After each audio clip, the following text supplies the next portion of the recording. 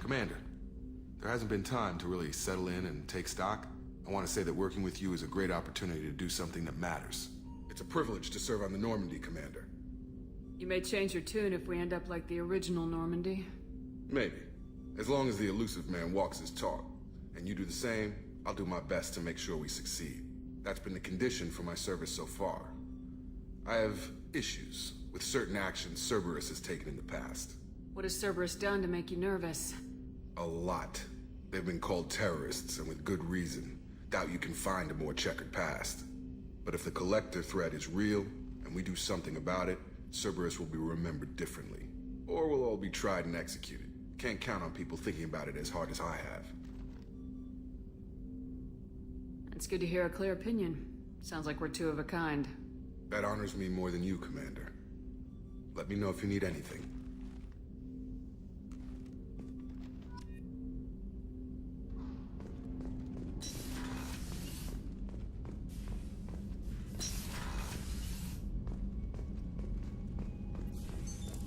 What's this area of the ship? This is the FTL communications room. In addition to interfacing with the FTL comm network, Normandy is fitted with a quantum entanglement communicator linked to the elusive man's office. This allows lag-free communication even when you operate off the comm grid.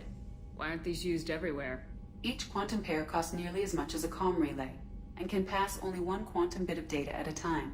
In addition to the cost and bandwidth issues, the system is strictly point-to-point. To contact 100 different worlds, we would need to manufacture and install 100 entangled pairs, one linked to each world. That's all for now. Logging you out, Shepard.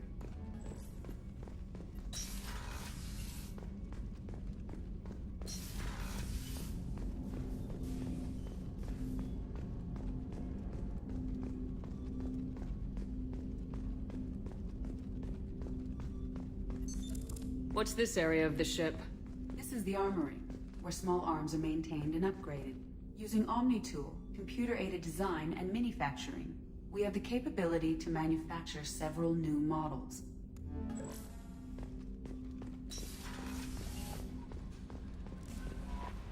Commander, you've received a new message at your private terminal.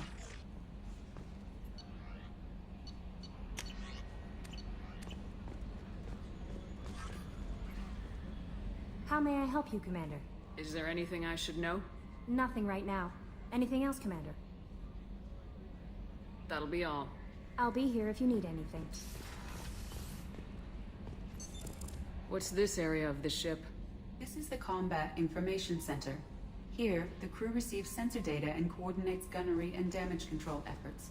While Normandy is flown from the bridge, during combat, the commanding officer issues orders from the CIC.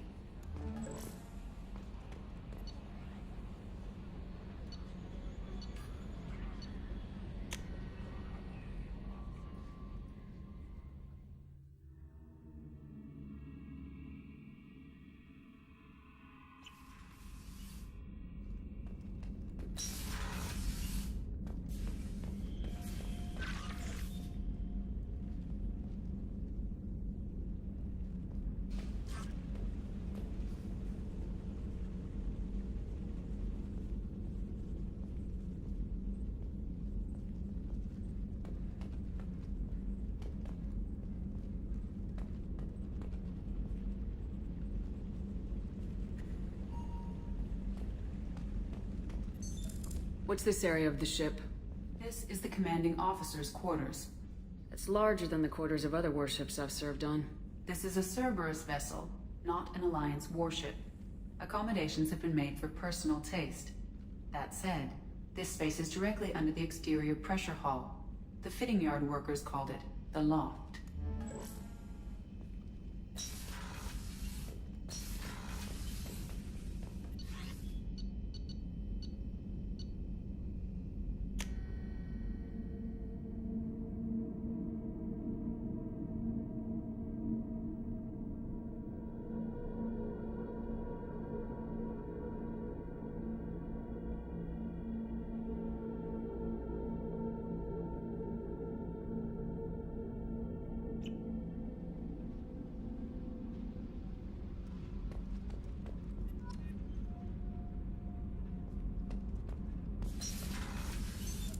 What's this area of the ship?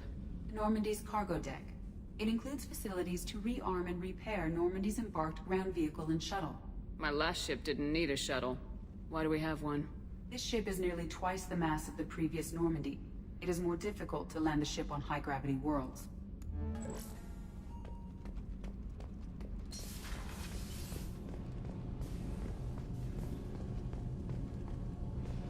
You came all the way down here to see us? You're speaking to our commanding officer. I'm touring the ship, getting to know my crew. I'm Engineer Ken Donnelly, handling the power control systems. This is Gabby. That's Engineer Gabriella Daniels, actually. I'm responsible for the propulsion systems. What can we do for you, Commander? Are you set up okay down here? We can't complain. I just wish it didn't take so long to calibrate the FBA arrays. Kenneth, you're complaining. What kind of problems are you having?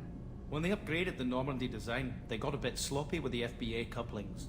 I won't bore you with the tech, but there is an array of attenuators in the primary power transfer system that channels the field bleed. Kenneth, you're boring the commander with tech.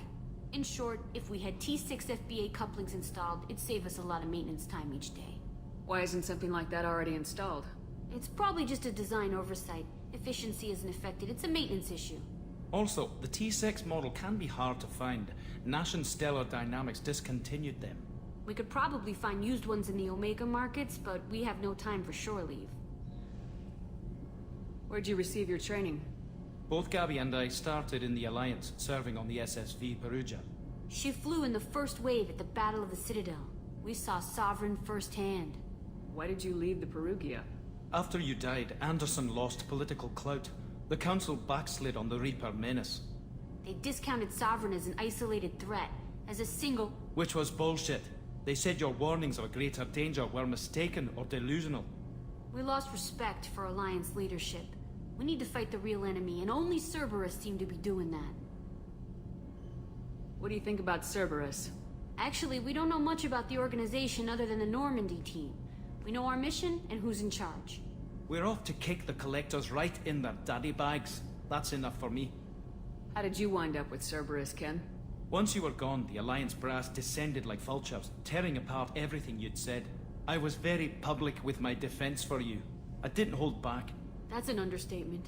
If Kenneth wasn't such a talented engineer, they'd have court-martialed him for insubordination.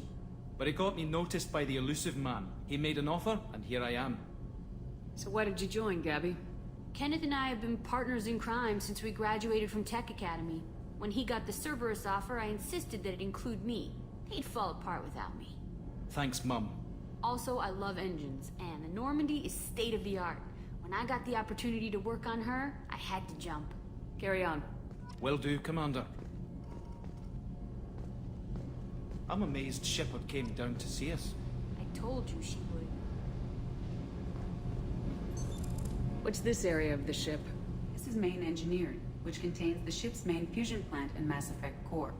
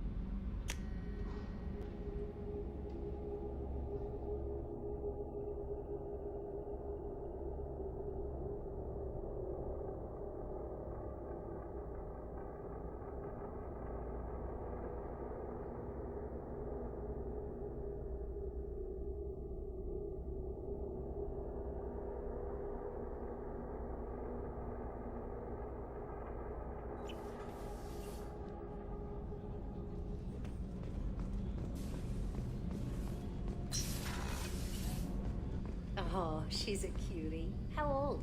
She'll be a year old next month. Oh, you'll miss her first birthday.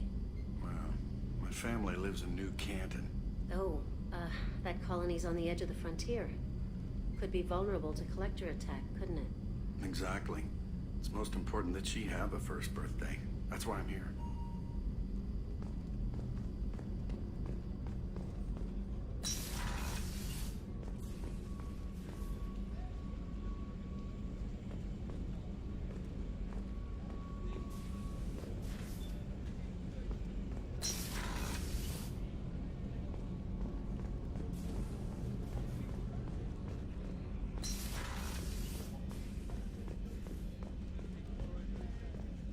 chef surprise again?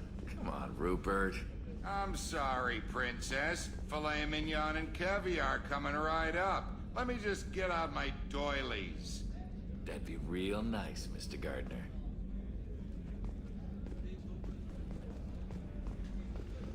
Commander Shepard, the hero of the Citadel. You did humanity proud that day.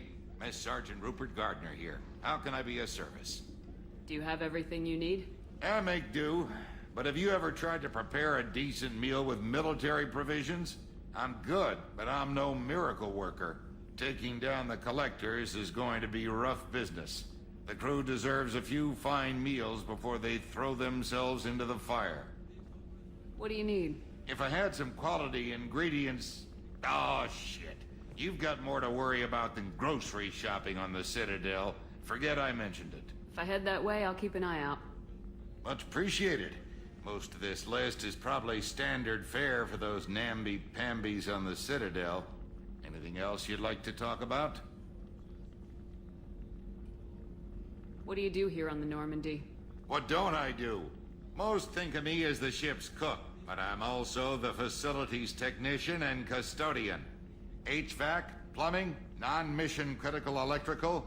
I make sure they're all clean and running.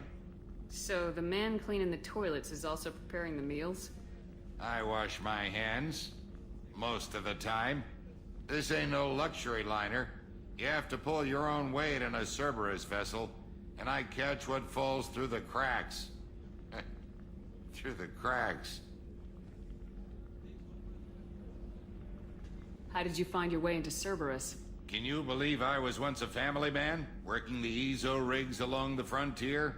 I was happy enough, but losing everything to Batarian raiders can change your outlook. I needed to make a difference. I'm no soldier, but I've got skills, and Cerberus keeps an eye out for talent.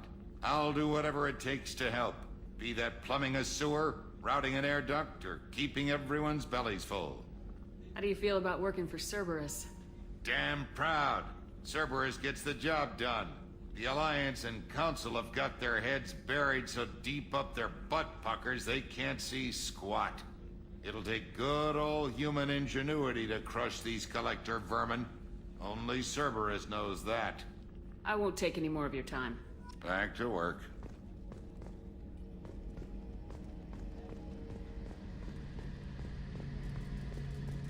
The gunnery officer is required to access the gunnery control station.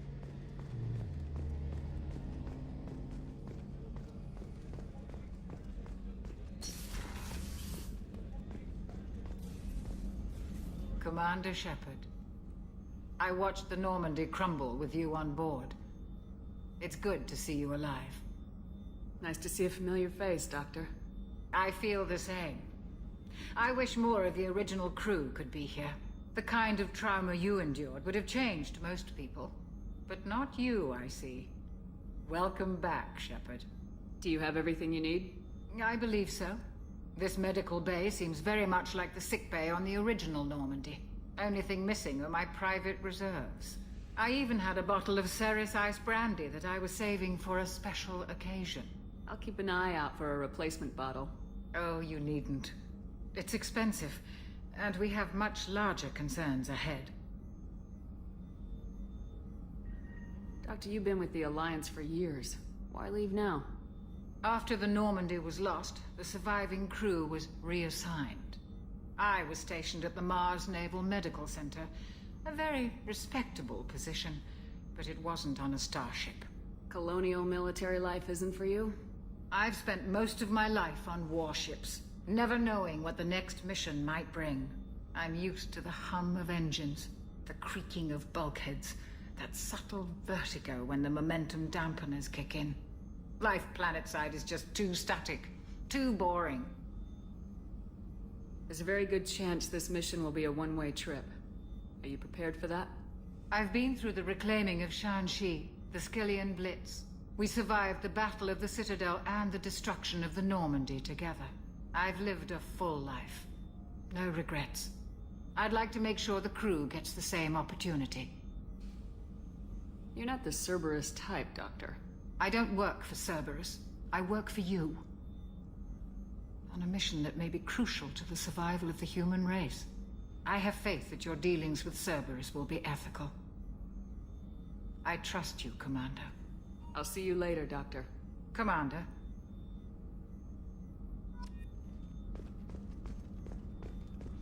Access to the AI core is restricted.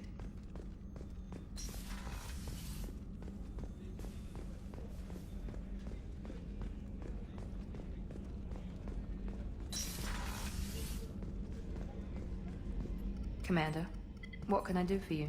Do you have a minute, Miranda? No doubt you've got a lot of questions.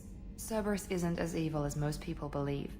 If I can help allay any of your concerns, I'd be happy to do so. So, what would you like to know? I know what we're doing here, but what's Cerberus's long-term goal? The advancement of the human race. Nothing more, nothing less. The Solarians have the Special Tasks Group. The Asari have their legendary commandos for stealth and recon operations. Cerberus is humanity's answer to those organizations. But those organizations are regulated by governments. Who keeps Cerberus in check? Nobody. We're privately funded and our backers trust the elusive man to make the right decisions. But he's very clear about our goals. Protect humanity and serve its advancement. Are you military or political? Or both? Cerberus has several divisions. Political, military, scientific. But we're all working towards the same goal. The teams you encountered before your accident were mostly part of our military division. But not all Cerberus operations use the same protocols. We try not to get bogged down in bureaucracy or formality. What kind of resources does Cerberus have? We're very well funded, though I doubt anyone other than the elusive man knows exactly how well. But our resources aren't unlimited. Reviving you and rebuilding the Normandy was a significant investment, and a significant risk. We're all hoping you can do the impossible, Shepard. No pressure. What can you tell me about the elusive man? Not much that you don't already know. Even I don't have access to most of his background. And you've seen more of him than most ever do. It's rare for him to become directly involved in missions, but you're something special. Whatever else people might say about him, I can assure you he's got humanity's best interests at heart. That includes you and me. How can you be sure of that if you know so little about him? I didn't get to where I am without knowing how to gauge people's motives and ambitions, even from brief encounters. He's no saint, and he'd be the first to admit it. But he is committed. Humanity couldn't have a better advocate. Tell me about yourself, Miranda. Oh, I guess that's fair. I've spent the last 2 years learning everything there is to know about you. Well, you should probably know that I've had extensive genetic modification. Not my decision, but I make the most of it. It's one of the reasons the elusive man handpicked me. I'm very good at just about anything I choose to do. What level of genetic modification are we talking about? That's very thorough. Physically, I'm superior in many ways. I heal quickly, and I'll likely live half again as long as the average human. My biotic abilities are also very advanced. For a human. Add to that some of the best training and education money can buy, and, well, it's pretty impressive, really. It sounds like you were designed to be perfect. Maybe, but I'm not. I'm still human, Shepard. I make mistakes like everyone else. And when I do, the consequences are severe. Everyone expects a lot from someone with my abilities. You certainly don't lack for confidence. It's just a fact. My reflexes, my strength, even my looks, they're all designed to give me an edge. No point in hiding from it. It's the reason I'm trusted to oversee the most dangerous, risky, and technically demanding operations Cerberus undertakes. And it's why I was assigned to you. It's my job to make sure you succeed, Shepard. Thanks for the information, Miranda. I'll talk to you later. Of course, Commander. Whatever you need.